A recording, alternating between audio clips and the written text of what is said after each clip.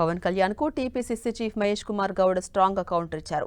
BJP ఆడిస్తున్న తోలుబొమ్మ Pawan Kalyan అంటూ విమర్శలు గుప్పించారు. పవన్ పదే పదే తెలంగాణను కించపరిచేలా మాట్లాడుతున్నారని విమర్శించారు. ఇదేం సినిమా కాదని పవన్ గుర్తుపెట్టుకోవాలని మహేష్ కుమార్ గౌడ్ తెలిపారు.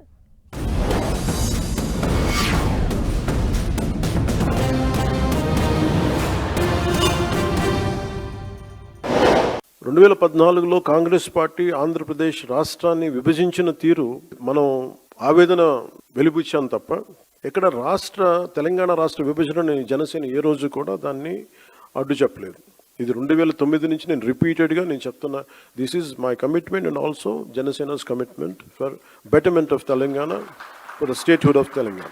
కాకపోతే కాంగ్రెస్ పార్టీ విభజించిన తీరు మటుకు ఒక అసంతృప్తిని, ఒక అశాంతిని సృష్టించింది. ఈ రోజుకి ఆ వారసత్వపు సమస్యలు ఇలాగే ఉన్నాయి, ఆస్తుల పంపకాలు కావచ్చు.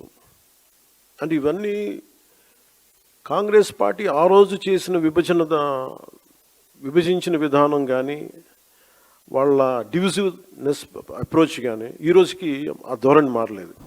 కాంగ్రెస్ పార్టీ సిద్ధాంతము భౌగోళికంగా, రాజకీయ పరంగా రెండు రాష్ట్రాలు వేరైనా అన్నదమ్ముల వలె కలిసి ఉందాము, రెండు రాష్ట్రాలు ముందుకు పోవాలి, యావత్ దేశంలో తెలుగు రాష్ట్రాలు అభివృద్ధి పథంలోకి పోవాలని కోరుకున్న వ్యక్తులం మేము.